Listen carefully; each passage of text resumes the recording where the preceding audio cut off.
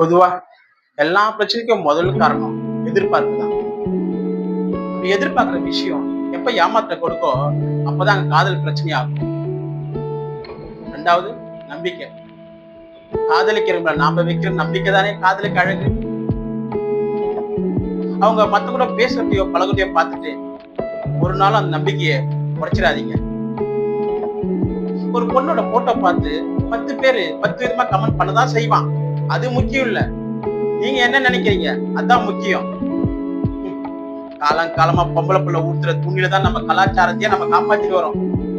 அப்படி பார்த்தா ஒரு பையன் சட்டை இல்லாம இருக்கிறப்ப ஒரு பொண்ணுக்கு அது ஆபாசமா தெரியும்.